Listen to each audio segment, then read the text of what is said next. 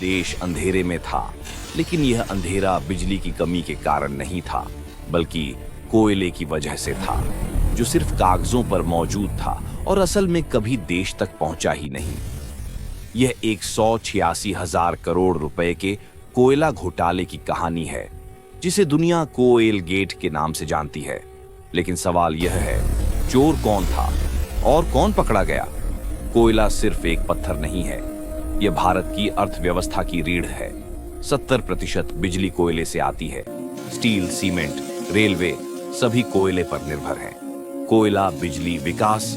इसलिए अगर कोयले में घोटाला होता है तो नुकसान सिर्फ पैसे का नहीं होता, बल्कि पूरे देश के भविष्य का होता है। 1993 और 2010 के बीच सरकार ने कोयला ब्लॉक आवंटित करने का फैसला किया, लेकिन आवंटन का तरीका था कोई नीलामी नहीं, कोई पारदर्शिता नहीं।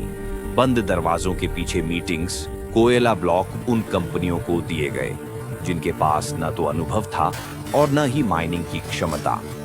यहीं से असली घोटाला शुरू होता है। प्राइवेट कंपनियों को कोयला ब्लॉक सस्ते में मिले बाजार मूल्य पर कोई विचार नहीं किया गया। सरकार को लगभग 0 रिटर्न मिला। CAG report 2012। सरकार को लगभग 1,86,00,000 करोड़ का नुकसान हुआ।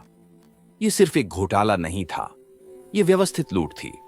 2012 controller and auditor general CAG की रिपोर्ट आई और दिल्ली के पावर कॉरिडोर में भूकंप आ गया। हेडलाइंस: 2G के बाद सबसे बड़ा घोटाला। PMO स्कैनर के नीचे। कोयले से किसे फायदा हुआ? मीडिया ने इसे यह नाम दिया, कोलगेट। इस घोटाले के दौरान कोयला मंत्रालय खुद प्रधानमंत्री के अधीन था। विपक्ष का आरोप, PM को सब पता था। फाइलें पास होती रहीं, सिस्टम चलता रहा। सरकार का जवाब, कोई घोटाला नहीं, सिर्फ प्रक्रिया में खामियां। लेकिन सवाल यह था, अगर यह घोटाला नहीं था तो इतना नुकसान कैसे हुआ? CBI ने जांच शुरू की। अधिकारी, उद्योगपति, नेता। 2014 सुप्रीम कोर्ट का ऐतिहासिक फैसला। 214 कोयला ब्लॉक आवंटन रद्द। कोर्ट ने कहा आवंटन प्रक्रिया अवैध और मनमानी थी। देश ने सोचा अब न्याय मिलेगा। कुछ लोग जेल गए, कुछ मामले अभी भी चल रहे हैं, लेकिन 1,86,00,000 करोड़, वह पैसा कभी वापस नहीं आया। बिजली सस्ती नहीं हुई और न ही कोयला खनन तेज हुआ। जो बचा वह था एक और अधूरी कहानी।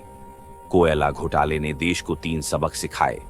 पारदर्शिता जरूरी है, प्राकृतिक संसाधन सार्वजनिक संपत्ति है, जवाबदेही के बिना शक्ति ह्रास आपदा। इसके बाद नीलामी प्रणाली शुरू की गई। लेकिन सवाल यह है, क्या हम भविष्य में ऐसी गलतियां दोहराएंगे? कोयला काले रंग का होता है, लेकिन कोलगेट ने पूरे राजनीतिक सिस्टम को काला कर दिया।